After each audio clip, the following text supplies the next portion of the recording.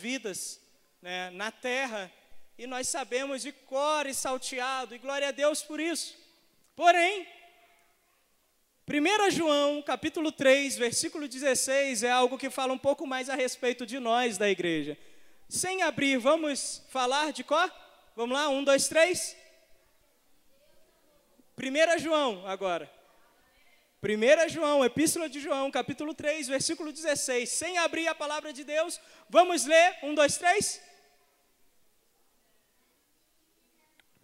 Não sabemos, né? Exatamente. Então abra comigo sua Bíblia. Epístola do apóstolo João, capítulo 3, versículo 16. O tema dessa conferência de missões foi por amor, sim. Só que quando nós falamos em missões, algo para a noiva de Cristo fazer, a qual eu e você estamos inseridos, o mesmo que escreveu João 3,16, esse mesmo, João, o apóstolo João, conhecido como discípulo amado, que no contexto, né, de tempo, quando Jesus esteve em seu tempo terreno, mais ou menos aí, né, uns 33 anos, mais ou menos, uns 30, 33 anos, esse mesmo homem, João, era mais um garoto, né, era um rapaz imaturo, muito sentimental. Ele escreve o Evangelho de Jesus, que é o Evangelho segundo João, mas ele também escreve algumas cartas, né? Primeira, segunda, terceira carta e também a grande, famosa carta de Apocalipse. E nessa primeira carta de João, João agora já um pouco mais maduro na fé, um pouco mais experiente na sua fé, ele também escreve uma carta destinada a alguns grupos de cristãos. E no capítulo 3, versículo 16, nós encontramos algo que está totalmente linkado com o Evangelho de João, capítulo 3, versículo 16, a qual é o tema dessa conferência de missões, a qual alguns estão com a camiseta. E em 1 João 3,16, o que nós lemos aí? Nisto conhecemos o amor, que Cristo deu a sua vida por nós, e devemos dar a nossa vida pelos irmãos. Maravilha. Nisto conhecemos o amor, que Cristo deu a sua vida por nós, e devemos dar a nossa vida pelos irmãos. Glória a Deus. Deixe sua Bíblia aberta. Nós já vamos discorrer um pouco a respeito desse versículo, né? Para quem não nos conhece, meu nome é Tiago, minha esposa Stephanie me acompanha. Nós somos missionários da Igreja Batista da Graça, uma batista independente, lá da cidade de Taubaté, interior de São Paulo. E hoje nós estamos no campo missionário, trabalhando com a etnia Guarani Kaiowá, no Mato Grosso do Sul. Em 2013, quando eu vim aqui, eu estava um pouco mais envolvido, trabalhando diretamente com a Jocum, né, Jovens com uma Missão, da missão lá da cidade de Campinas. E hoje não estamos mais tão envolvidos, justamente porque nós assumimos um trabalho integral no campo missionário, e obviamente não existe mais tanto tempo para estarmos com eles, mas ainda estamos em ligação e faz parte também da nossa família, né? E nós também trabalhamos com a missão Portas Abertas, especificamente com um ministério de jovens, o Ministério Underground. Inclusive, nós viemos de uma batida direta, né, lá de Araçatuba, que teve o acampamento Underground, né, com cerca de 70 jovens, Araçatuba, lá em São Paulo. Nós viemos direto para cá, né, estávamos ali ministrando também o acampamento na vida desses jovens, né. Então, hoje, nós estamos trabalhando com essa etnia, os Guaranis Kaiowás, ali no Mato Grosso do Sul, em parceria com a nossa igreja. Nós temos um ministério que se chama Promotores do Reino, e é onde a gente divulga um pouco o nosso trabalho, né, para os nossos amigos, parceiros e mantenedores, né. Tem alguns vídeos para passar aí, mas acho que eu vou deixar para tarde. A gente vai mostrar aí um pouco do nosso trabalho mais para tarde, porque vamos discorrer um pouco a respeito disso, do que Cristo quer compartilhar conosco nessa manhã.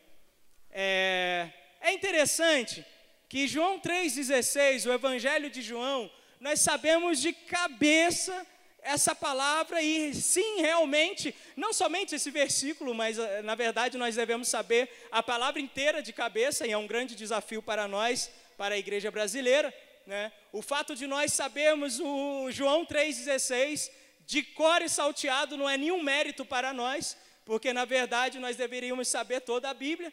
Porém, quando nós falamos a respeito de 1 João capítulo 3,16, João está endereçando essa missão, trazendo um pouco mais para a nossa responsabilidade.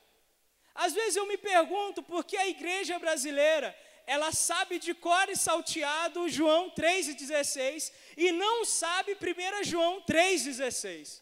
Talvez tenha a ver porque a cultura da igreja brasileira, e quando eu falo igreja brasileira, eu estou falando de mim e de você, não estou falando de placa denominacional, eu estou falando do corpo de Cristo no contexto da cultura brasileira.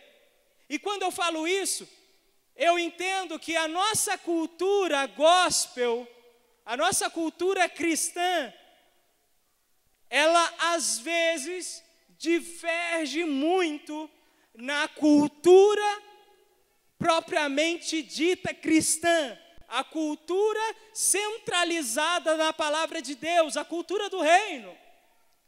Porque quando nós sabemos isso, nós vamos identificar que nós, como igreja brasileira, nós temos a tendência de terceirizar os serviços que são responsáveis a nós. Quando nós falamos do Evangelho de João, capítulo 3, versículo 16, nós estamos falando algo que é um presente para nós, sim ou não? Estamos falando do amor de Jesus. Estamos falando que Jesus deixou a sua glória, veio por um amor tal, um amor que nós não conseguimos externar ou expressar, e Ele deu a vida por nós, pecadores. Nós estamos falando de um presente, nós estamos falando de uma missão, especificamente de Jesus. Mas quando nós olhamos e está totalmente ligado, João 3,16, com 1 João 3,16. Quando nós olhamos nessa visão panorâmica, agora em 1 João 3,16, nós encontramos o fundamento, a base, a essência da primeira missão de Jesus, em João 3,16, para a missão agora da igreja, em 1 João 3,16. Mas por que muitas vezes nós não sabemos isso? Por que não está no nosso sangue? Por que não está em nossa mente como João 3,16? Porque a nossa cultura brasileira cristã, ela tende a terceirizar uma responsabilidade que é minha e é sua. É fácil olhar isso. Nós temos uma frase que ela tem a sua essência de verdade. Eu não estou dizendo que é uma frase falsa, mas muitos que a usam para terceirizar o seu trabalho como cristão. Acredito que todos nós já ouvimos que missões é feita com o quê? Com os pés que vão, com os joelhos que oram e com as mãos que ofertam. Essa frase é verdadeira. Porém, missões não é feita apenas por pés. Missões não é feita apenas por joelhos. E missões não é feita apenas por mãos. O cristão, ele deve ir, deve orar e deve ofertar. Ele não deve escolher um e fazer. Ele tem que fazer os três. E muitas vezes nós usamos essa frase, que é verdadeira, mas como para terceirizar algo que nós não queremos fazer. Eu, como missionário de campo, eu não devo apenas ir, eu devo orar e devo também ofertar. Se você não foi chamado para estar integralmente em missões, amém. Mas um dia na sua vida de cristão, meu irmão, você tem que conhecer um campo missionário, pelo amor de Deus. Não estou falando que você tem que sair para a China ou para uma aldeia indígena, mas você tem que ir para algum campo missionário, e nós vamos desmistificar isso aqui nessa manhã. Porque nós, como igreja cristã, nós temos uma visão totalmente errada de missões. E quando nós voltamos os nossos olhos para 1 João 3,16 e vemos em comparação com João 3,16 e vemos que a essência é a mesma, a base é a mesma, o sentimento é o mesmo. Porém, agora a flecha está apontada para nós, é onde o calo aperta um pouco mais. Porque 1 João 3,16 está dizendo que nisso nós conhecemos o amor. Nisso aonde? Nisso o quê? Que Cristo deu a sua vida por nós. Isso é o quê? João 3,16. E devemos dar a nossa vida pelos irmãos. E muitas vezes nós queremos terceirizar esse trabalho. Muitas vezes nós queremos terceirizar uma responsabilidade que Deus colocou em nossas mãos. Quando nós falamos de missões, muitas vezes nós já vem em nossa cabeça o sentimento de, o cara já viajou, o cara já foi para outra nação, o cara já fez isso, o cara já fez aquilo. Mas quando nós olhamos a palavra de Deus, eu acho que é isso que falta. O profeta Oséias, ele disse, olha, o povo peca por falta de conhecimento. E na verdade, às vezes a gente entende essa palavra, esse versículo, como um passar na mão da cabeça, né? Tadinho, ele não tem conhecimento, pobrezinho. Mas quando a gente vai ver o contexto que o profeta Oséias disse, na verdade essa não é uma palavra para coitados, é uma palavra para condenação.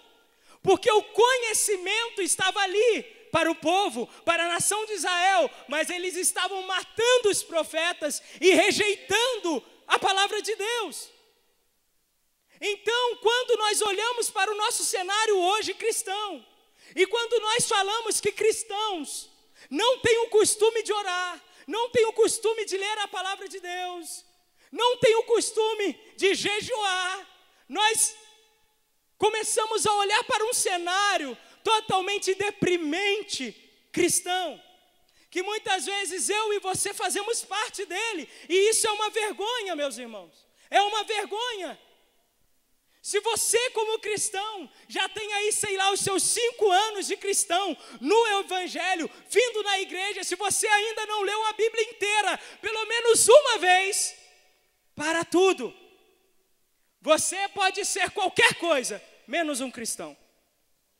Você pode ser um religioso, você pode vir cumprir a sua meta, bater o seu cartão aqui, mas se você não tem intimidade com o seu Deus, você não é um cristão. E é isso que nós precisamos entender nessa manhã. Todo cristão, ele é um missionário. Aleluia. Quando nós paramos e olhamos para a palavra de Deus, é isso que nós encontramos. O que é ser um missionário? Ser um missionário é ser alguém que segue a Cristo e que tem uma missão. E qual é essa missão? Ir para a China, ir para a aldeia, ir para não sei onde? Não. Isso nós estamos falando de vocação específica. A missão é o quê? 1 João 3,16. Dar a nossa vida pelos irmãos. Essa é a missão, meu irmão. Às vezes nós queremos enfeitar as coisas. Às vezes a gente quer dar umas pinceladas de ego, de hipocrisia de dentro dos nossos próprios corações.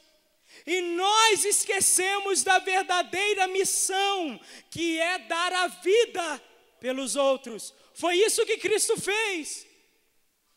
Jesus Cristo é o maior exemplo de missões, que Ele deixa a sua glória, Ele deixa o seu comodismo, Ele deixa o seu status, Ele vem, rompe o tempo e o espaço, e aparece agora na figura de homem.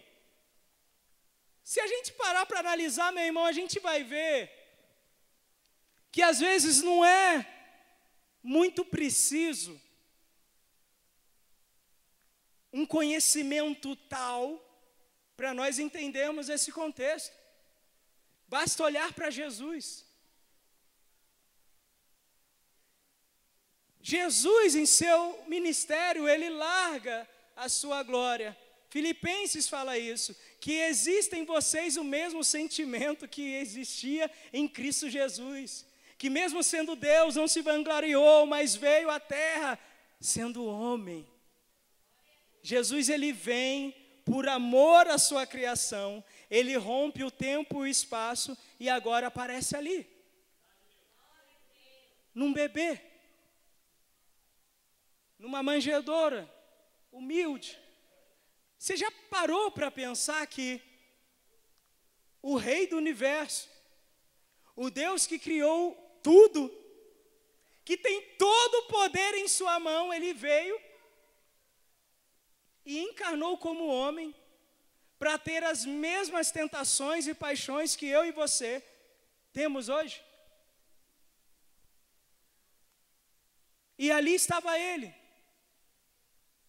como um bebê, teve uma infância, como uma criança natural. A Bíblia não fala muito a respeito desse tempo, não é verdade? Mas nós entendemos que Ele foi como uma criança. Às vezes, imagina, eu não sei se aqui tem, mas lá na nossa igreja, né? São Paulo, às vezes acaba o culto, a criançada já corre para o púlpito, quer bater na bateria, pega a baqueta, tá, faz maior barulhão, né? É criança. Imagine Jesus. Imagine Jesus nesse tempo, fazendo coisas de criança. Adolescência, sua juventude. E aí, num determinado tempo, na plenitude dos tempos, já predestinada pelo Deus Criador, Ele assume a sua vocação específica de Salvador do mundo. E agora sim, começa a trabalhar, e mais ou menos por 3 anos e meio, Ele está ali, juntando alguns homens, 12, da pior espécie. Eles eram os piores. Um era analfabeto, turrão, outro era cobrador de impostos, o outro o traiu. Eram os piores, mas Jesus os seleciona. Está andando com Jesus. Jesus chama para perto. Jesus come a comida do homem, mesmo sendo Deus. Jesus dorme da maneira do homem, mesmo sendo Deus. Jesus se banha como o homem se banha, mesmo sendo Deus. E em tudo, Jesus é exemplo, dentro da cultura do homem. Em tudo, Jesus é exemplo. Jesus chama para perto. Jesus é aquele bondoso, carinhoso, mas também é aquele que mostra a verdade, principalmente para os religiosos da época. Se você for ver, no contexto que os evangelhos nos mostram, Jesus nunca chegou para a prostituta, para os pescadores, pecadores, para os miseráveis, para os cobradores de impostos, e quebrou as pernas deles, né, usando a palavra de Deus. Não, Jesus tem todo um trato. Ele mostra a verdade, mostra o seu amor e fala: olha, não peques mais, ande comigo. Mas quando era para os fariseus, os saduceus da época, os religiosos, o contexto é totalmente diferente. Isso está nos evangelhos, é Jesus quem está dizendo, é Jesus quem está falando. É interessante que, uma certa vez, tudo isso para nós entendermos o que é missões. Uma certa vez vem um jovem, a qual a palavra de Deus não fala o seu nome, mas diz que ele é muito rico. Nós conhecemos a história do jovem rico. Aquele homem vem até Jesus, e ele diz para Jesus: olha, bom mestre, o que eu posso fazer para herdar a vida eterna, tal? E Jesus fala: puxa, você conhece os mandamentos? Tal, não faça isso, não faça aquilo, tal, etc, etc. E aquele jovem disse: sim, eu conheço. E tenho feito isso, tenho observado isso desde quando eu era pequeno. E aí Jesus olha, é interessante que, se eu não me engano, o Evangelho de Marcos, ele vai trazer isso com mais profundo, dizendo que Jesus fitando, Jesus olhando, o amou. Jesus vai dizer: então vai, vende tudo que você tem, dê aos pobres, então você vem e me segue. E o jovem: não, então beleza, valeu, tchau, continuar minha vida aqui. Esse era o Jesus, esse é o nosso Jesus a quem nós adoramos. Você percebe que Jesus, ele poderia dar uma surrupiada de palavra naquele jovem ali naquele momento? Seu mesquinho, seu religioso, você está falando que me segue, que observa, você não está fazendo nada, mas não. A palavra de Deus fala que Jesus o amou tanto, que deixou ele ir. Jesus fitando, Jesus olhando para ele, o amou. E com tristeza no coração, a palavra de Deus fala, o jovem se foi, Jesus deixou o jovem ir. E naquele momento ele aproveita e dá um sermão, dá uma aprendizagem para os seus discípulos. Esse é Jesus. É o exemplo de missões que a igreja precisa olhar. Jesus é o maior exemplo da obra missionária que nós podemos ter, que nós podemos encontrar para a igreja realizar. Jesus, ele é exemplo de dar vida pelos outros. Esse é o amor.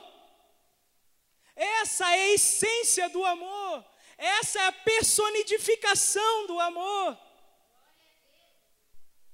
E muitas vezes hoje, como igreja, a verdade é, e nós precisamos ser sinceros, é que nós não queremos dar vida pelo irmão. Porque dar vida pelo irmão importa em agarrar os seus problemas, em carregá-lo muitas vezes. E a verdade é que nós já temos muitos problemas. Vixe, muitos problemas. Para que a gente vai querer problema do outro? Para que a gente vai querer abraçar o problema do outro?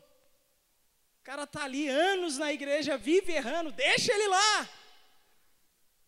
O cara estava aqui, hoje está no mundo, a escolha foi dele. Nós não queremos dar a vida pelos nossos irmãos. Essa é a verdade da igreja. Aí o que a igreja faz? Ela terceiriza o trabalho. Ela terceiriza o trabalho.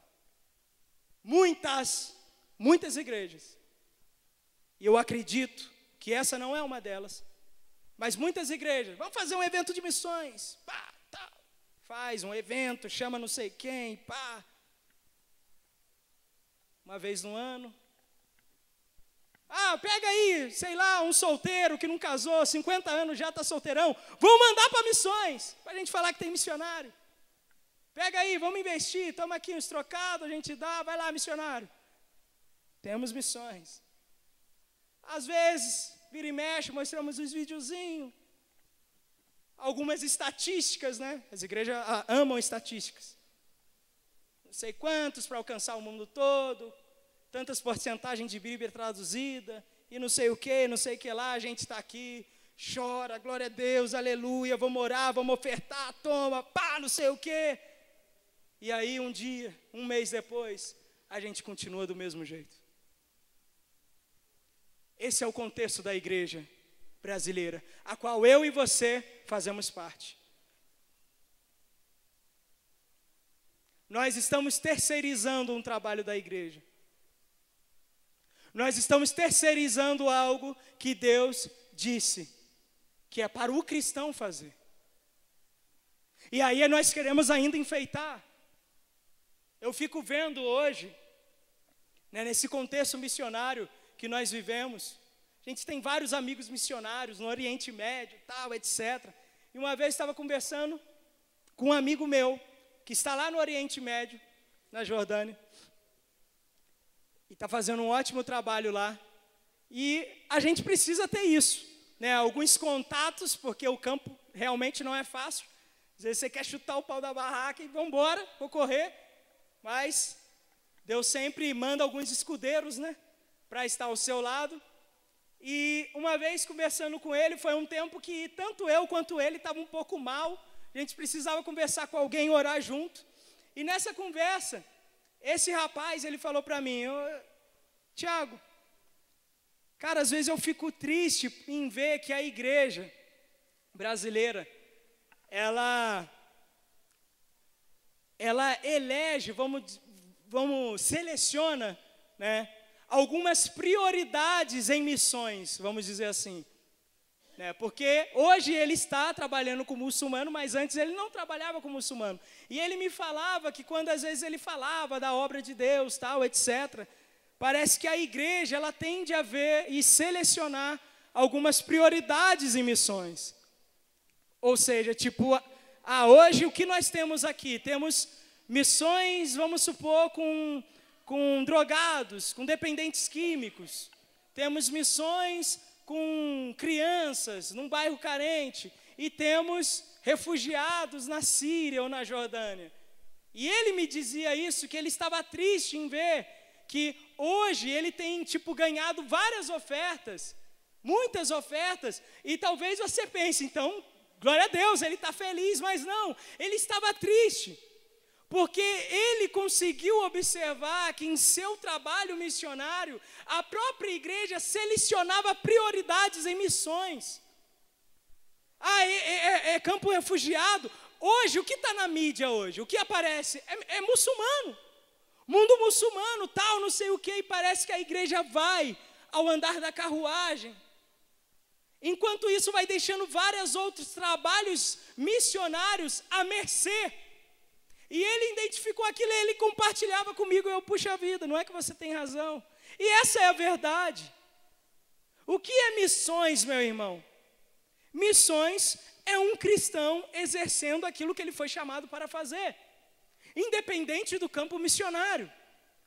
Alguns serão enviados para o outro lado do mundo. Alguns serão enviados para o outro lado da rua em que mora.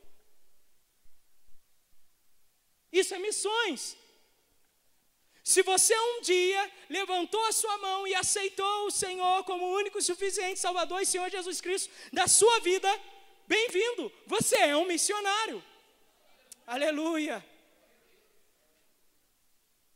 Ao decorrer do tempo, alguns terão um chamado mais específico. Alguns serão lançados para alguns lugares específicos. Mas deixa eu falar uma coisa para você. Se você sonha alcançar a China, se você sonha alcançar a Síria, e você não faz missões aqui, a China não te quer. Tudo começa aqui, meu irmão. Tudo começa onde você está inserido. Um grande pensador cristão dizia que todo coração com Jesus é um missionário. E todo coração sem Jesus é um campo missionário. O campo missionário não é geográfico. O chamado missionário não é geográfico. E nós, muitas das vezes, nós temos esse erro dentro dos nossos corações. E eu falo porque eu também já pensei assim. Um dia eu vou ser missionário e tal, não sei o quê, vou ser enviado para não sei... sonhava e não sei o quê. Mas não. O chamado de Deus não é geográfico. O chamado de Deus para a sua vida é para pessoas, são para corações, são para um povo específico. E às vezes nós fantasiamos algo dentro dos nossos corações. Deixa eu te dar uma dica. Você quer ser missionário, quer ser enviado, se prepare. E a preparação, sabe aonde começa? Não é no seminário teológico. A preparação não começa, não é num curso de missiologia específico antropológico.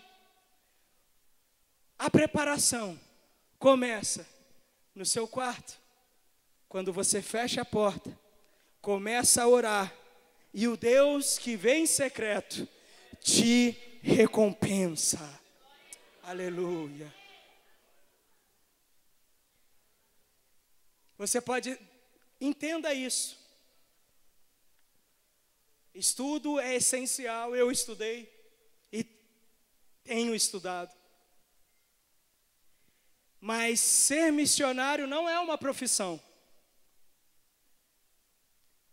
E exatamente por isso, nós não devemos tratar como uma qualquer outra profissão. Algumas pessoas, eu vejo isso um erro, muitas vezes da igreja brasileira, já associam o seminário teológico para ser pastor. O cara vai lá, faz o seminário teológico e... você está estudando para ser pastor? Quantas vezes eu ouvi isso? Não. Sabe por quê? Porque é algo totalmente diferente. Teologia é uma ciência. Teologia é um estudo, como outro qualquer.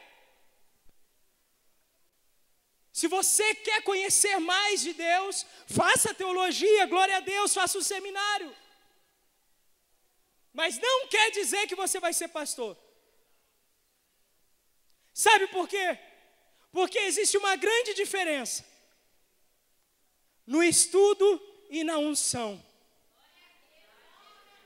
A unção você não consegue em seminário. A unção você não consegue em estudos, em conferências.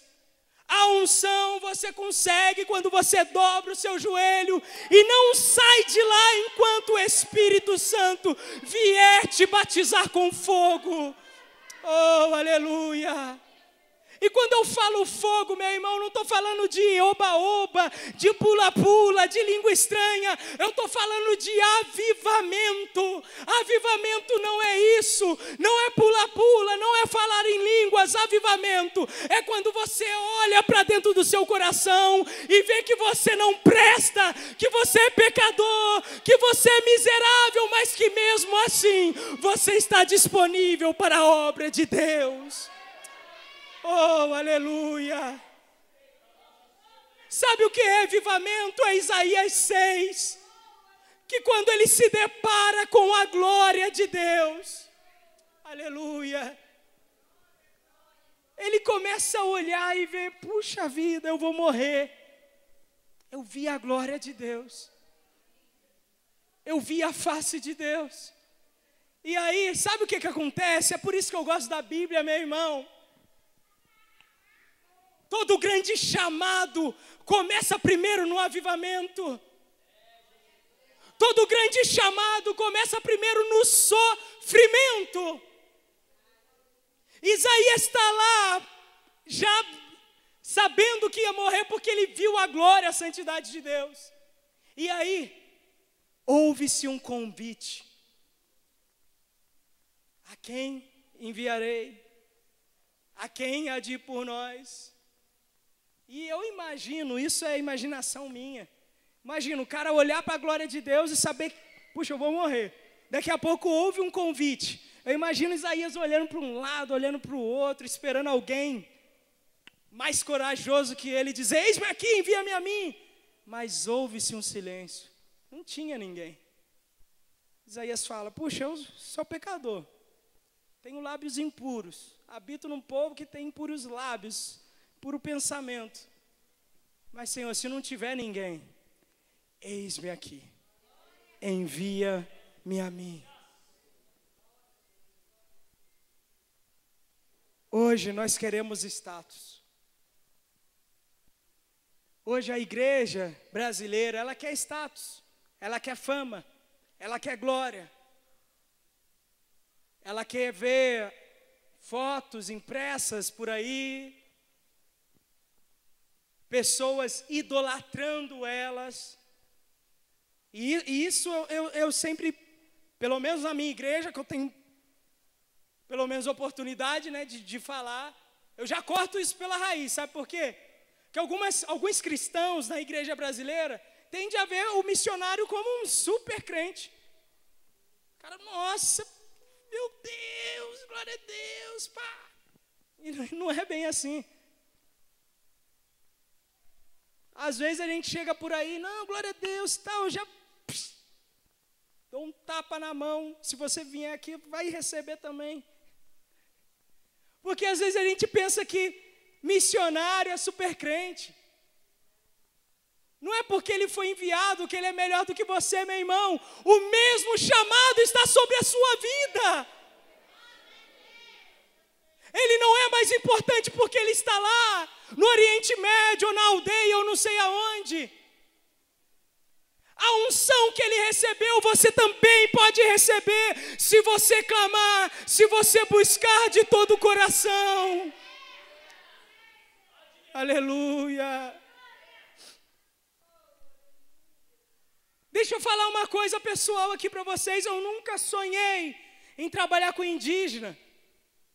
Eu nunca quis trabalhar com indígena.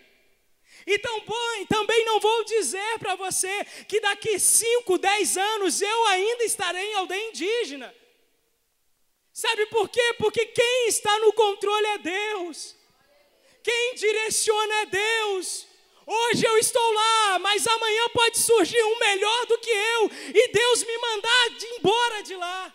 Volta para a sua igreja ou vai para outro campo, e se Ele fizer, glória a Deus, porque a obra é dEle, não é minha. Oh, aleluia. Às vezes a gente quer ser possessivo em algumas coisas que não são nossas. É aí que a gente erra. Às vezes a gente quer status, quer números. E a gente se esquece do que é missões. Às vezes as igrejas mandam o cara, sei lá, para não sei aonde. E um mês depois, e aí, quantos se batizaram? Quantos aceitaram Jesus? Vai ler a Bíblia? Você acha que é assim? Olha o contexto de Jesus. 30 anos ele vem e convive com um homem, para então começar o seu ministério, que durou o quê? 3 anos e meio.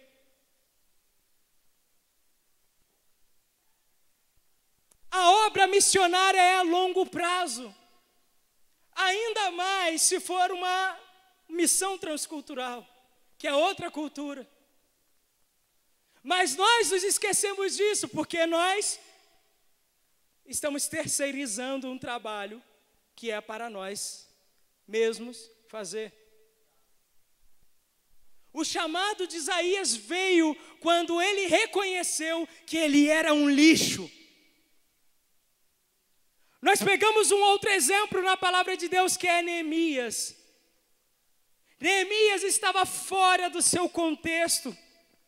O sofrimento de Jerusalém, muros destruídos, portais queimados. Neemias estava no palácio do rei. Neemias não era um pregador. Neemias não era um missionário. Neemias tinha uma profissão. Mas quando ele ouve, quando chega as notícias em seu ouvido, que Jerusalém estava destruída, que ninguém estava se importando com Jerusalém, ele começa a orar. Todo ministério começa na oração. Todo chamado começa na oração. Toda vocação começa na oração. Neemias não era um missionário, não era um pregador, não era um avivalista, não tinha cargo, não tinha nenhum status, mas tinha um diferencial na vida de Neemias. Ele era um homem de oração. E tudo que Deus quer encontrar, meu irmão, é um homem de oração. Se você quer fazer missões, se você quer ser um missionário, seja antes um homem e uma mulher de oração. Sabe por quê? Em toda a palavra de Deus, você vai ver que Deus se importa em compartilhar os seus próprios sentimentos com o homem. Isso é Bíblia, desde o começo. Se a gente for pegar a história da criação, vamos ver Adão e Eva. E o ápice daquela criação era o quê? Que o próprio Deus vinha conversar com Adão e Eva ao entardecer da noite. Eles eram amigos íntimos. Com o pecado, nós sabemos disso. Isso foi interrompido. Porém, mesmo assim, Deus sempre procurou em toda a terra um homem, uma criatura, que ele pudesse compartilhar aquilo que estava no seu próprio coração. Nós vemos isso com Noé. Está lá, aquela geração corrompida, contaminada. Jesus busca um justo e não existe. Mas ali está Noé. Ali está Noé. De todos os podres, o melhorzinho, o menos ruim. E Deus pega Noé, começa a compartilhar com ele aquilo que estava no seu coração. Essa geração me dá náusea. Essa geração me entristece. Vou fazer isso, isso, isso. Deus escolhe Noé. Depois disso, nós vamos ver Abraão. Uma geração corrompida, uma geração contaminada. Deus busca alguém e lá encontra, até então, Abrão. Chama ele. Sai do meio dos seus parentes, das suas parentelas, porque de ti farei uma grande nação. De ti sairá a nação que será um padrão para as outras nações. Deus chama Abraão. Nós vamos vendo que em toda a história Deus busca alguém. Busca Moisés. Busca Neemias.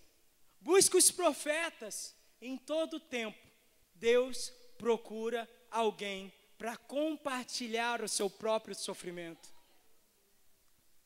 E hoje, será que se Deus buscar aqui, Ele vai encontrar um homem e uma mulher de oração? Porque foi aquilo que eu estava dizendo, eu nunca sonhei em trabalhar com aldeia indígena, nunca sonhei em estar, sabe, nesse povo que cá entre nós é um povo chato às vezes, coração duro. Mas eu era um rapaz de oração. Eu nunca busquei algo específico de Deus. Mas eu sempre falo isso. Tem uma grande mulher de Deus que falou uma vez que, às vezes as pessoas perguntaram para ela, qual que foi o seu chamado ministerial? Como que Deus te chamou para missões? E ela disse, não teve nada disso. Simplesmente li a Bíblia, li lá, ide por todo mundo e obedeci. E eu acho que isso é parecido comigo, porque não desceu nenhum anjo, não veio nenhum profeta marchando, não aconteceu nada disso. Mas quando eu comecei a orar, quando eu comecei a buscar de Deus, eu não queria nada, outra coisa não. Eu queria unção, eu queria, sabe, a presença de Deus na minha vida. Alguma coisa começou a ser gerada dentro do meu íntimo. Porque Deus começou a compartilhar alguns sofrimentos que até então eu nunca tinha sentido. Eu comecei a chorar, a soluçar pelas almas que estavam indo para o inferno sem salvação. Comecei a sentir dores espirituais, angústias espirituais, sofrimento. E aquilo começou a me deixar inquieto. E foi aonde? Deus soberanamente começou a abrir algumas portas. E eu tenho dito isso no meu ministério, que às vezes Deus não vai escancarar uma porta para você passar. Às vezes Ele vai só abrir uma brechinha. E Ele quer ver você se esforçar por essa brecha. Deus é um Deus que abre portas, sim. Mas muitas vezes Ele não vai escancarar uma porta na sua frente. E essas pequenas portas que Deus foi abrindo, eu não sei, irmão, foi natural. E hoje a gente está lá no meio dos Guaranis Kaiowás, servindo, levando o evangelho para essa cultura totalmente pagã, espiritualista, animista, e é um desafio muito grande. Mas estamos lá. Se eu compartilhar com você, o seu coração arde por quem? Por qual nação? Meu coração sempre ardeu pela China. Eu sempre amei a China, sempre orei pela China, mas não estou na China. E nem por isso vou deixar de fazer missões. Pode ser que eu morra e nunca vá na China, mas aonde eu estiver inserido hoje, é um campo missionário para ser transformado pelo sangue do Senhor Jesus Cristo. E é isso que nós precisamos entender. É isso que nós precisamos compreender. Se você quer alcançar determinada nação, se você sente que Deus realmente te quer lá, vá, estude a língua, o idioma, dê tudo de si para estudar. Mas quando Deus te mandar para outro lugar, vá servir do mesmo jeito. Glorifique a Ele do mesmo jeito, porque talvez esse outro lugar seja uma preparação para um dia você estar lá no tão sonhado lugar. Mas aqui nós estamos falando de chamados específicos, de vocação específica. Quando nós falamos de Neemias, nós estamos falando que Neemias, um homem de oração, escutou uma necessidade.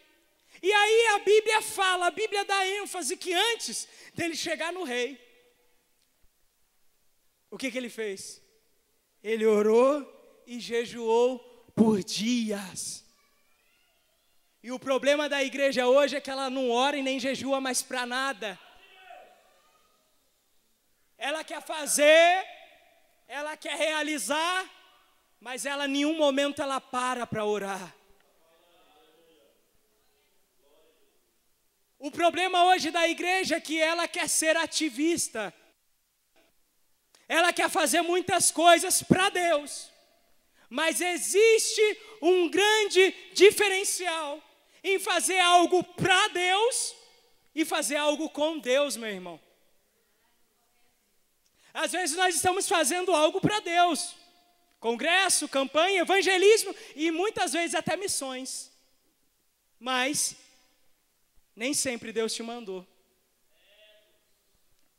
E aí que surge o problema. Porque Deus não quer uma igreja ativista. Ela quer uma igreja dependente ao Espírito Santo de Deus. Porque muitas vezes nós seremos impedidos até mesmo de evangelizar ou fazer missões. Como aconteceu com Paulo. Que o Espírito Santo impediu ele de ir para alguns lugares. Porque existia uma necessidade em outro lugar. E nós precisamos estar sensíveis ao Espírito Santo de Deus. Nós precisamos entender que a obra é dele. Nós somos apenas mordomos nesta obra. A unção é dele, a glória é dele, a graça é dele. Quem convence o homem do pecado, da justiça e do juízo é ele. Nós estamos apenas lá para ser canais, para ser de fato cristão, pequenos cristos, nos lugares aonde nós estamos. E Neemias, antes de se prontificar, ele foi orar e jejuar. A Bíblia não fala se ele disse, Senhor, eu quero ir. Não. Isso é interessante. Ele ouve uma necessidade e aí ele vai orar e jejuar. E aí, como Deus é soberano, ele não falou nada para o rei, tá lá, vai ler. Ele não chegou, rei, tem uma necessidade. Não foi assim.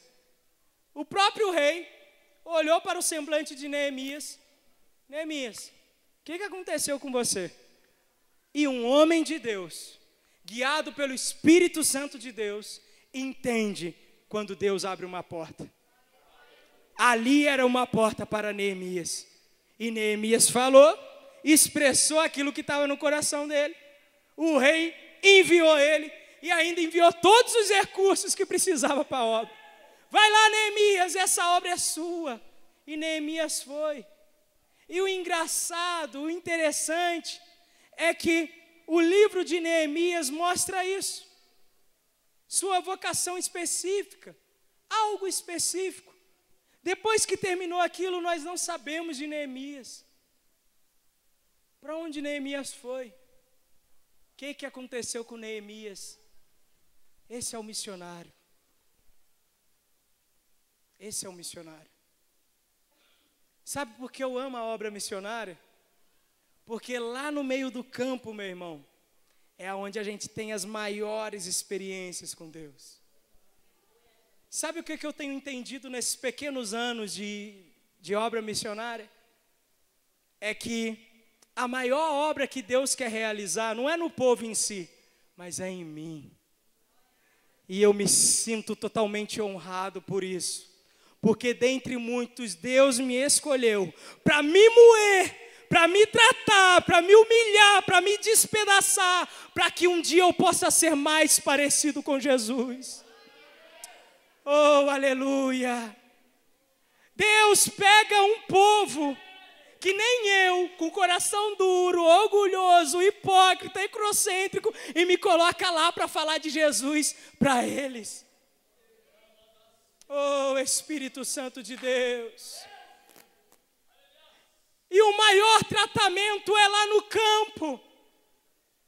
As coisas acontecem lá, às vezes se eu pudesse chegar aqui e falar, às vezes, isso é mentira, Deus não faz mais isso, mas aconteceu lá, comigo sozinho, sem câmeras, sem fotos, só eu e Deus, no quarto, no secreto, aonde Ele ouve e recompensa. Essa é a obra missionária. O missionário não precisa de púlpito, o missionário não precisa de microfone, o missionário não precisa de fotos.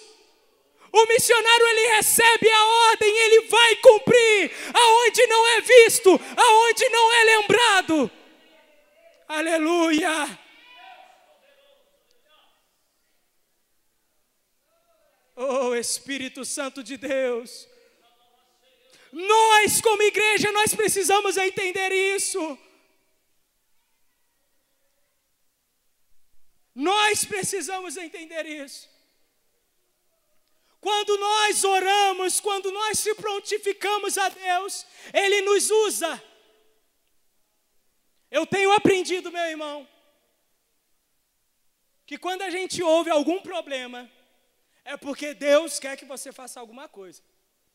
Não é só para, vou orar. Não. É para realizarmos alguma coisa. Quando a necessidade dos Guaranis Kaiowá chegou no meu coração, eu entendi que era para eu fazer alguma coisa. Porque um homem de oração, ele entende e ele sabe o que Deus tem colocado à frente dele. E nós, como cristãos missionários, nós precisamos entender isso. Não existe obra sem oração. Não existe realização de Deus sem sacrifício. Você precisa jejuar. Você precisa se consagrar. Você precisa orar. Fechar o seu quarto e passar dias orando até que Ele te responda. Até que a unção caia sobre você. Porque quando aparecer algumas necessidades, você vai se prontificar como Neemias. Você vai estar apto. Mas essa é uma visão que nós precisamos mudar da nossa igreja. Eu entendo hoje, irmãos, que a missão do cristão, ela é a vida do cristão. Nós não podemos continuar pensando que a obra missionária é para alguns, é para específicos, é para aquele que vai viajar, é para aquele que vai para outra cultura, não. Se nós tivéssemos entendido que ser missionário é ser um cristão, independente de onde eu estou, talvez a nossa sociedade já teria mudado há muito tempo. Porque eu não deixo de ser um missionário na minha escola, na minha faculdade ou na minha casa. Os campos são diferentes, mas a missão continua sendo a mesma. E nós precisamos entender isso. O reino de Deus é para ser implantado em todos os lugares. Quando Jesus ensina a oração do Pai Nosso, Ele diz: orem dessa maneira, venha a nós o vosso reino, assim na terra como é nos céus. Você já parou para imaginar o impacto que essa oração tem?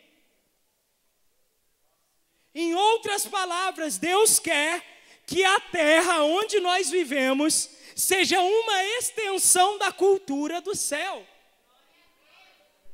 E essa cultura vai ser propagada através de agentes humanos que são quem? Os cristãos, os missionários. Você já parou para pensar nisso? Às vezes nós entendemos que missões ou o reino de Deus é apenas espiritual. Não, e não é. Se nós pensamos assim, nós estamos completamente, redondamente enganados. A implantação do reino de Deus não é apenas espiritual. O reino, a salvação, é para homem, é para carne, é para humano. E o reino precisa ser impregnado em todas as áreas da sociedade. O reino de Deus precisa ser impregnado nas artes, na política, na comunicação, no cinema, em tudo que é lugar, porque o reino tem que vir para a terra. O nosso erro é entender que quando nós aceitamos a Cristo, nós mistificadamente pensamos que agora nós somos seres espirituais. Agora eu só ando com espirituais. Eu não tenho mais necessidade de ver televisão. Não tenho mais necessidade de ir ao cinema, não. Agora é do diabo. Meu irmão, nós precisamos crescer. Nós precisamos amadurecer na nossa fé. E é por isso que missões não crescem. Sabe por quê? E eu falo isso com autoridade, porque é o que eu muitas vezes enfrento nas aldeias. Às vezes você tem que entrar numa aldeia e já tratar de uma cultura totalmente pagã, é um desafio. Mas o maior desafio, às vezes, sabe o que é? Apagar incêndio dos outros. De cristão que entrou lá, matou toda a cultura indígena, falou, não, agora isso é do diabo, isso aqui é do diabo, e foi embora. Aí chega lá, os crentes estão tudo com dúvida, já perdeu sua identidade, um sol de rachar 50 graus, o cara com terno e gravata, indo nadar, pescar, caçar peixe com terno e gravata, por quê? Porque a religiosidade entrou ao invés do reino de Deus. Nós precisamos parar de ser cristãos mimados. Nós precisamos parar de ser crentes meio a boca, que quando nós não temos resposta, nós falamos que é do diabo. Se você não tem resposta, vai estudar a palavra de Deus, antes de falar qualquer coisa. É por isso que nós precisamos de homens e de mulheres cheios do Espírito Santo, cheios da graça de Deus. e não de costumes ou religiosidades para ser impregnados em alguns lugares. Nós precisamos amadurecer espiritualmente. O escritor aos Hebreus diz: isso é uma vergonha, pela idade de vocês já deveriam ser professores da palavra de Deus, mas ainda estão no leitinho materno. Ser cristão verdadeiro é para cristão maduro, é para gente madura. Ser missionário, quando você entende que você é cristão e missionário ao mesmo tempo, é coisa para maduro, não é para criança, espiritualmente falando. Paulo diz em 2 Timóteo 3, sofre, pois, comigo as aflições, como um bom soldado de Cristo Jesus. Jesus está chamando para que nós venhamos sofrer com Ele. Jesus está buscando algum cristão maduro. E quando eu falo maturidade, meu irmão, um crente alcança maturidade através da oração e da palavra. Se você não ora e não lê a Bíblia, eu sinto muito. Se eu chegar para uma criancinha de 3 anos, eu vou achar muito lindo ela não saber falar algumas palavras, não saber andar, né? Comer papinha e se lambuzar, belezinha, porque é a idade para ela. Mas se eu chegar para alguém com 20 anos nas costas e achar bonitinho ele ter as mesmas atitudes de uma criança de 3 anos, está alguma coisa errada, você concorda? Você vai achar bonitinho? Eu não vou achar. Às vezes ele pode ter algum problema mental, alguma coisa, mas não é normal, você me entende? E assim também é o cristão. Quando o cara é novo convertido, beleza, né, a gente... Opa, está aprendendo, é recém-nascido espiritualmente. Mas o cara com 5 anos de igreja, o cara com tempo na igreja, ter atitudes de criança, de 3 anos, isso é inadmissível. Porque ele precisa crescer espiritualmente. Sabe por quê? Porque essa é a cultura do reino. Quando ele cresce, ele leva outros ao crescimento. E nós precisamos entender isso. O reino, ele é implantado em todas as áreas da sociedade. E é isso que nós precisamos entender como igreja.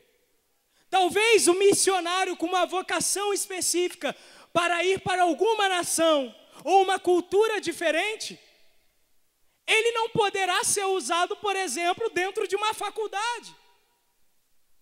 E quem Deus vai usar na faculdade? Talvez seja você.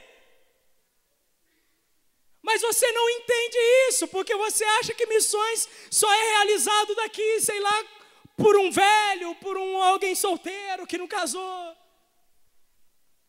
que não tem profissão nenhuma, que tentou tudo, aí agora tentou missões. Você precisa entender o seu lugar no reino de Deus, meu irmão. Você não foi chamado para vir aqui somente sentar, ouvir e ir embora. Você não foi chamado apenas para ofertar. Você não foi chamado apenas para orar ou apenas para ir. Esse é um globo que envolve missões. Talvez o seu chamado não é específico. Talvez você não recebeu esse chamado de estar integral. Eu entendo isso. Não são todas as pessoas que são chamadas para largar tudo e ficar só na obra. Mas às vezes a sua visita no campo missionário de 3 dias, de 1 dia, pode ser vital para o missionário que está lá sofrendo. Você entende isso? Às vezes um dia que você tira no seu ano para ir visitar a obra missionária da sua igreja, do seu ministério, ou de algum missionário que você ajuda orando e ofertando, pode ser muito melhor. O maior presente é a presença, você sabia disso? Às vezes você ora e glória a Deus que você está orando, mas quando você sai e vai no campo e vê o fruto da sua oração, meu irmão, Como é maravilhoso! Às vezes você só quer ser missionário, vamos ser missionário, tal, pá, vamos fazer. Mas se você não ora e se também você não oferta para outro missionário, está tudo errado. Nós precisamos ser cristãos maduros. E nós só entendemos o que é missão quando verdadeiramente nós somos cristãos autênticos. Cristãos que oram, cristãos que leem a palavra de Deus. Esse é o segredo, meu irmão. Essa é a base. Essa é a base. Se você tirar isso, você tem sepulcro caiado. Porque esse é o fundamento. Esse é o fundamento. Qual é a sua visão de missões? Qual é a sua visão de reino de Deus? Sabe, nesse contexto, já estou terminando, nesse contexto de política do nosso Brasil, corrupção, é um lixo, lixo. Às vezes a gente olha, se nós formos pela palavra de Deus, o que é o reino de Deus? O reino de Deus tem que ser alcançado lá também, vocês concordam? Sim ou não? Como que vai ser alcançado? Quando um cristão genuinamente entrar lá? Um político cristão entrar lá? Sim ou não? Sim ou não? Esse é o reino de Deus entrando lá. Só que aí a gente já buga um pouco, né? Dá tilt. Que a gente fala que todo mundo que entra lá se corrompe. Não é verdade? Mas deixa eu falar uma coisa para você. Um cristão verdadeiro, maduro na fé, ele vai entrar lá e não vai se corromper. Isso é Bíblia.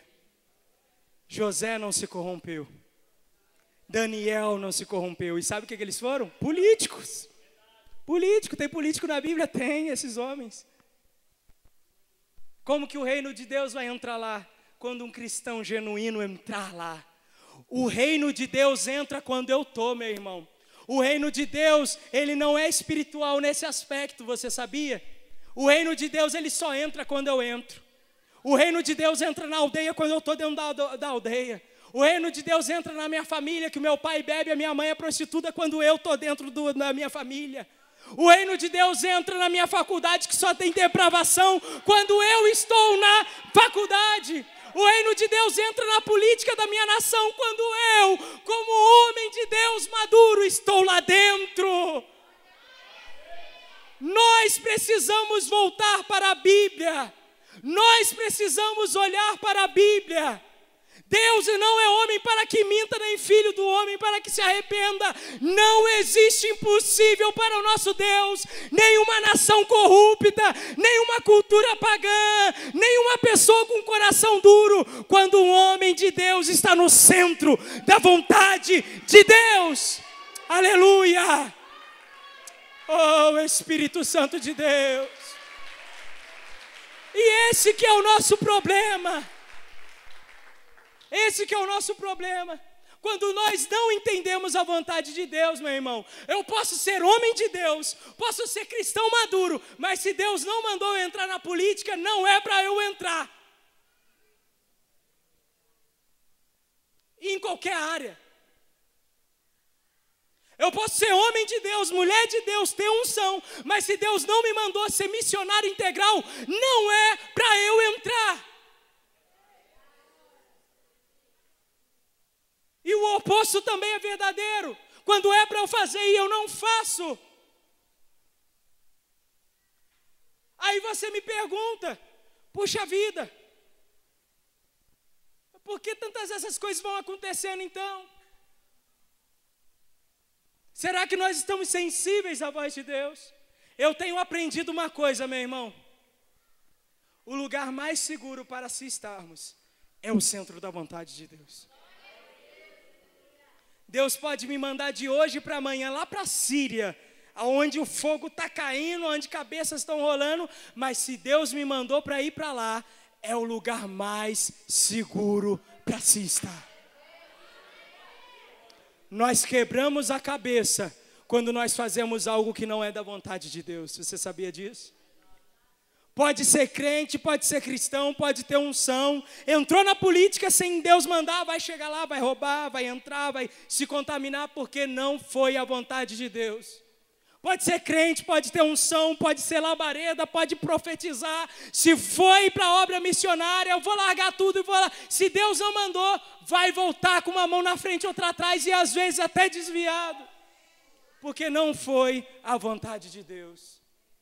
Ué, mas como que a gente entende a vontade de Deus? Quando você fecha o seu quarto, dobra o seu joelho e o Pai que vem em secreto te recompensa.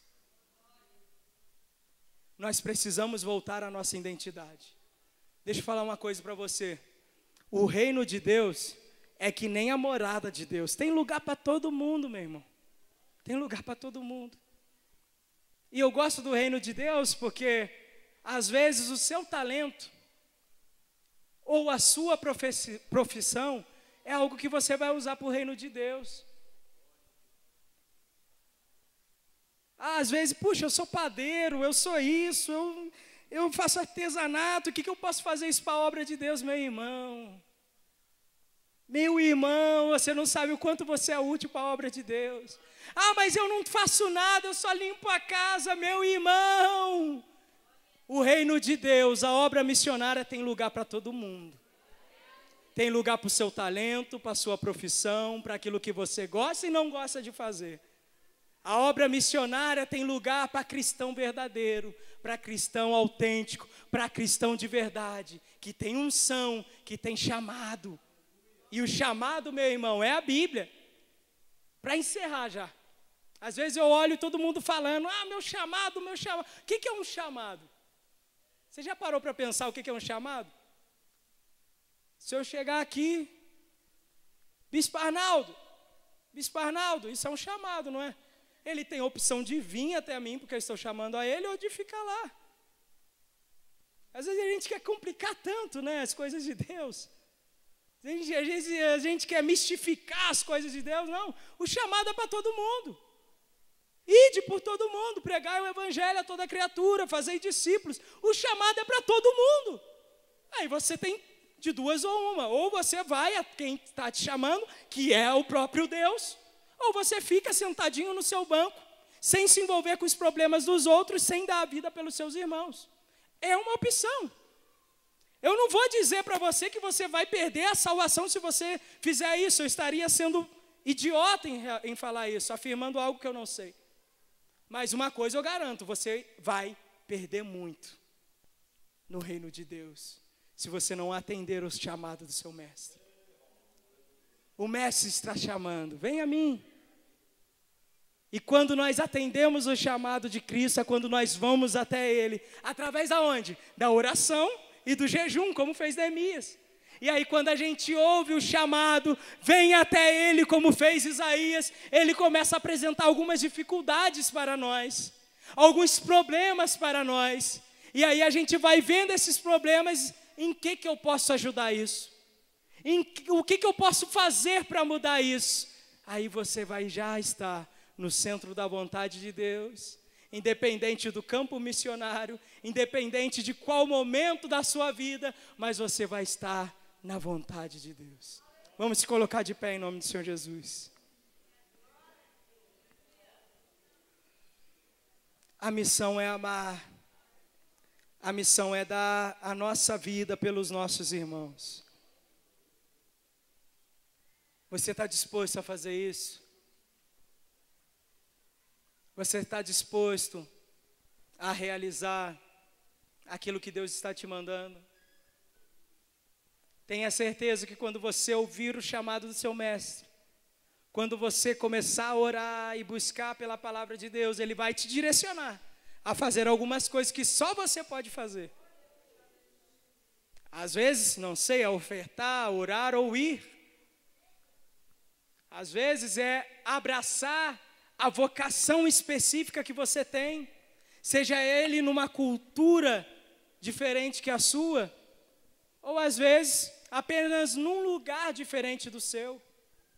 Às vezes você está se preparando para missões, fazendo algum curso na faculdade, mas enquanto você está aqui, pregue o Evangelho.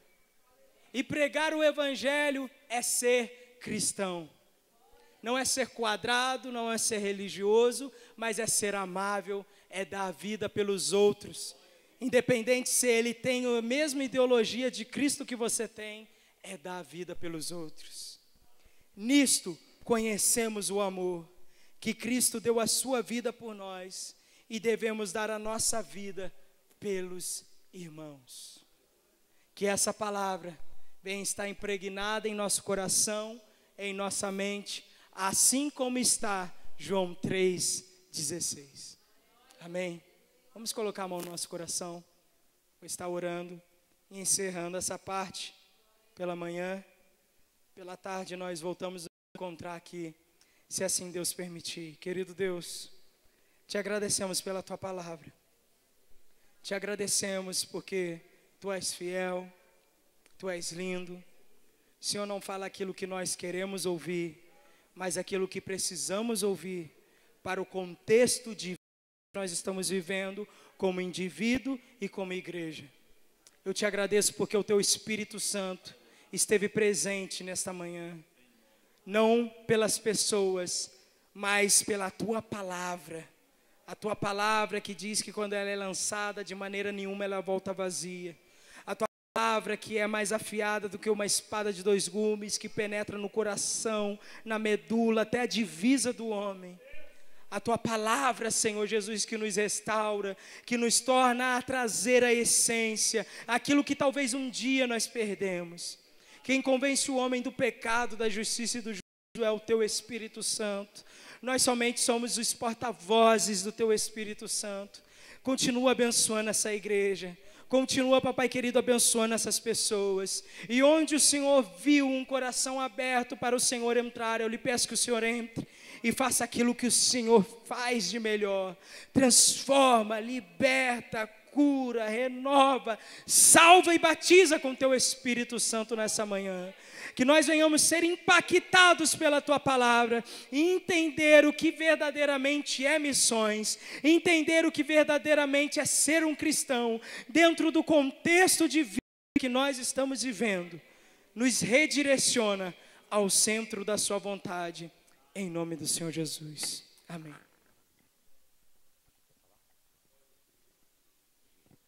A esposa do seu Tiago vem aqui. A esposa do Tiago vem aqui. Se a mãe é grata a Deus.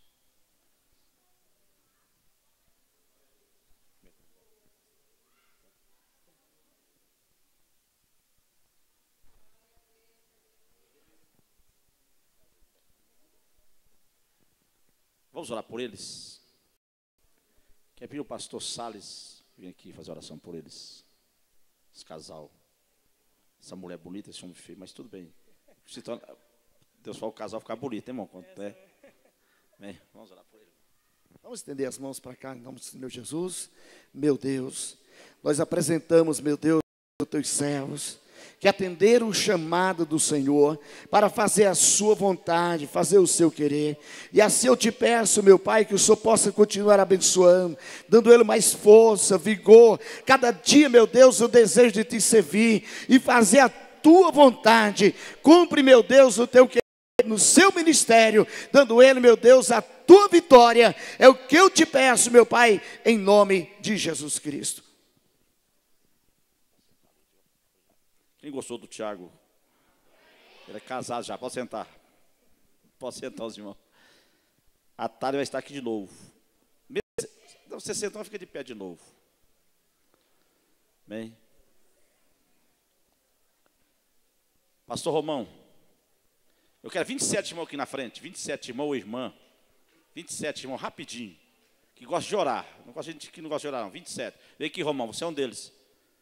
Você é muito chegado a orar, mas você já foi de oração. Agora você vai voltar de novo hoje. Só 27. 27. Meu Deus. Sai do tatame, vai para o campo, rapaz. Vai para o campo, pai. Vai cuidar de alma, pai. Vai inventar moda, não, pai. Irmã, você vai lá para Santa Catarina, para onde eu estou indo. Até o final do ano eu estou indo para Santa Catarina, em nome de Jesus, irmão. Rio Grande do Sul, Paraná, Minas Gerais, Rio de Janeiro, São Paulo, Espírito Santo, Amazonas, Mato Grosso do Sul, Goiás, Maranhão, Ceará, Rondônia. Vai orar por Rondônia, filho. Tá bom. Você é filho do Romulo, Rondônia. Roraima, Pernambuco, mano. Paraíba, Alagoas, Sergipe, Rio Grande do Norte, Tocantins. Falta gente aqui. Preciso de mais 4. Tem mais ninguém para orar aí, não? Tem nenhum cara que ora aí, não? Distrito Federal, manda aí, Helena. Tudo bom, dona Helena? Seja bem-vindo. Distrito Federal, é isso mesmo, Distrito Federal. Você começou, parou? Tocantins, Distrito Federal. Amapá, Pará. Quem que era pela Bahia? Cadê o baiano? Vem aqui. Dê as mãos aqui, ó. Faz o ciclo aqui, vocês. Falta uma pessoa aqui para a Bahia. Falta um crente que ora aqui, ó. Cadê um crente aqui pela Bahia? Bahia. E os irmãos estão pelo Brasilzão. Irmão, eu tenho certeza no meu coração. 90% do distrito que está na imprensa aí, desse negócio falcatrua, isso é apenas um ponto do iceberg. Tem juiz envolvido. O Ministério Público está envolvido também. Porque o nosso país é um país presidencialista. Ninguém faz nada no Brasil, fica sabendo. Então esse negócio é muito mais fundo do que você imagina. E até agora só foi gente pequena para cadeia, não foi nenhum grande. Para Deus mudar o Brasil, trazer a verdade à tona, verdade verdadeira. Até agora foi só meia verdade. Meia verdade foi para cadeia só empresário. Mas empresário não era dono da Petrobras, não. Que oferecia o contrato era a Petrobras, não era as empreiteiras, não. As empreiteiras apenas aceitavam o contrato. Então tem alguma coisa mais podre que não foi liberado até agora. Eu quero a verdade inteira, e não a minha verdade. Eu não sou fácil de enganar, não. A imprensa não me engana, a mídia não me imprensa, esse juiz não me imprensa, não. Esses caras sentar lá, esses caras estão devendo mais do que você está imaginando. Oremos para esse país, vocês. Senhor Deus, o meu país é seu. Essa nação foi comprada pelo teu sangue. Toma cada brasileirinho, Pai. Senhor Deus, os ribeirinhos, os indígenas, os quilombolas, os ricos mais ricos, os pobres dos mais pobres, os excluídos socialmente, os surdos, os ciganos, Senhor Deus, os estrangeiros. Senhor, toma essa nação brasileira de ponta a ponta, leste a oeste.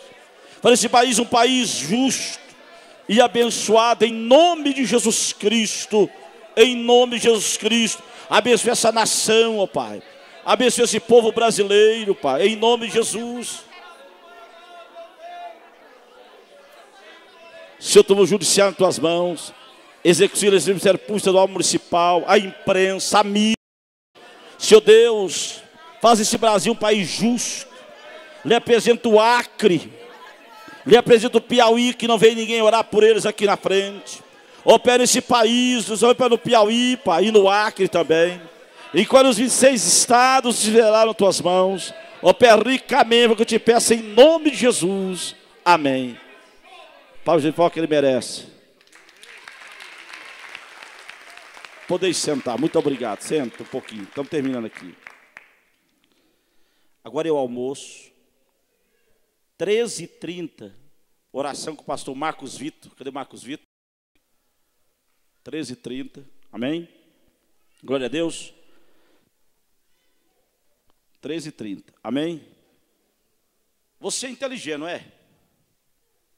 Você é inteligente? Quem é que é inteligente? Diga amém. Quem ama Jesus que diga amém. Você é mais inteligente que os americanos. Os americanos acreditam que o Nescau, o Todd, já sai de dentro da vaca feito. Está na imprensa, está lá 7% dos americanos, 7% dos americanos acreditam que já sai feitinho da vaca o Nescau. Sério, pois está lá, no Yahoo, por lá no Google, lá para procurar você ver lá. É uma pesquisa. Estou falando brincando, é coisa séria. Você vê o tanto que tem gente ignorando esse mundo ainda. Então, se for o leite preto, deve ser da vaca preta. Se for pingadinho, uma vaca preta com branco. Bem, vamos lá. Se você for oferta, seu dízimo, melhor para Deus agora. Uma oferta lá, estou brincando não. Está na imprensa todo dia ontem. É uma pesquisa séria deles aí. Daí. Segura sua mão, sua oferta, seu dízimo. O melhor para Deus agora. Segura o melhor. Segura o melhor. O melhor. Segura. Senhor. Senhor, derrama tuas mãos a prosperidade, Senhor. Fatura esse povo agora. Começa com o teu santo, a vitória que eu te peço em Cristo Jesus. Traga sua oferta, seu dízimo, o melhor para Deus. Traga. Tem irmã dormir até agora, abrindo a boca. Parecendo um urso de hibernação. Toma jeito, rapaz.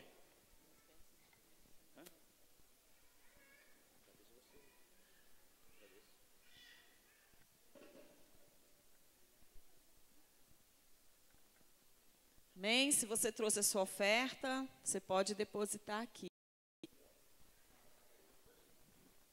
Enquanto os irmãos vão ofertando, eu gostaria de lembrar que ao meio-dia nós temos aquele propósito de oração durante 2 minutos pela nação brasileira. Amém? Quando os irmãos estiverem ali almoçando, não se esqueçam desse compromisso. Vocês são convidados a almoçar conosco, lanchar, comer sobremesa. Visite ali as barraquinhas que tem ali fora. Tudo o que você gastar ali será investido em missões. Amém? Então, contribua com a obra do Senhor. Vamos ficar de pé. Eu gostaria imensamente de agradecer ao grupo Arte Fé, na pessoa da pastora Helena. Deus abençoe vocês, porque vocês vieram a brilhantar ainda mais a nossa festa. Amém? Deus abençoe e leve um grande abraço ao Bispo Marcos. Está convidado, viu, a voltar. Eliette, Deus abençoe sua vida. Os irmãos, nós agradecemos também por todos os irmãos que estiveram aqui na parte da manhã. Queremos contar com vocês também à tarde aqui em mais uma palavra com o pastor, com o irmão Tiago. E à noite nós estaremos com o pastor Marcos aqui. Amém? Vamos agradecer. Pastor Marcos Vitor, por favor.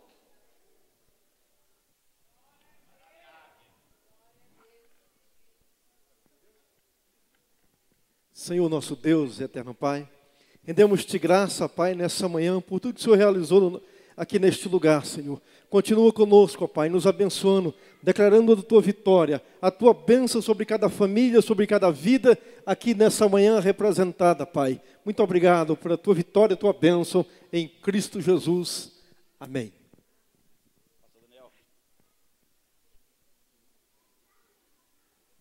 Glória a Deus, estenda a sua mão, com o amor de Deus Pai, que a graça do nosso Jesus Cristo, que a comunhão e consolação do Espírito Santo de Deus esteja hoje sobre todos nós. Todos digam amém. Glória a Deus.